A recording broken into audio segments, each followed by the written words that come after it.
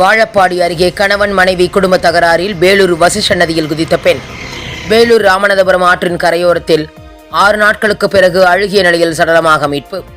சேலம் மாவட்டம் வாழப்பாடி அருகே புழுதிக்குட்டை ஆனைமடுவு நீர்த்தேக்கம் முழு கொள்ளளவு எட்டியதால் வசிஷ்ட நதியில் கடந்த 6 நாட்களுக்கு முன்பு உபரி நீர் திறக்கப்பட்டது.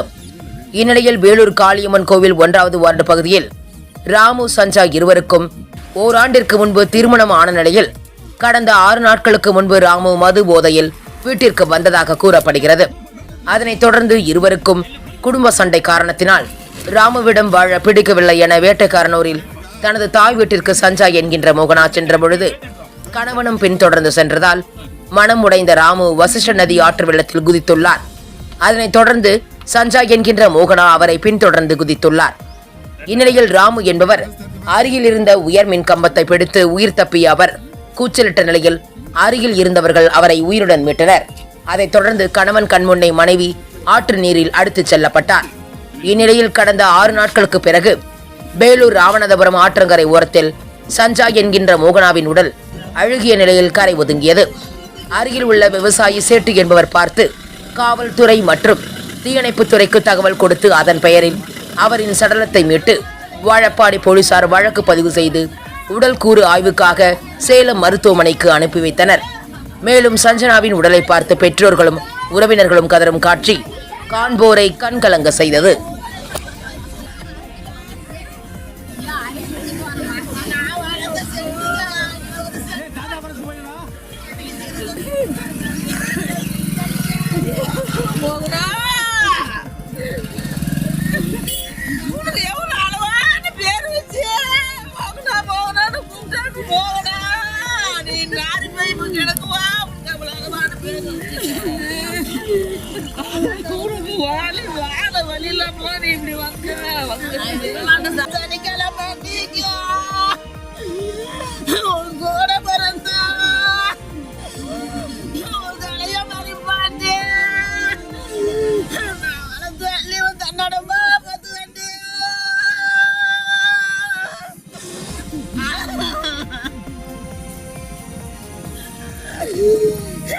இன்னைக்கு சனிக்கிழமை, இன்னைக்கு தம்பி இந்த போலதான் மறுப்பாண்டு அந்த கண்ணாட்டி உன்னோட பொண்ணோட அப்படின்றாலே யாருக்கு செஞ்சுட்டு போவேன். இது யார் இருக்கிறாங்க எனக்கு செஞ்சுட்டு வான்னு சொன்னாலே, இது நிறைய எனக்கு பலகார சுண்டி எடுத்துட்டு வான்னு சொன்னாலே அத்தானால நீ இது நிறைய கொண்டுட்டு வரணும், எனக்கு சோறு கட்டிக்கிட்டு வரணும், நீ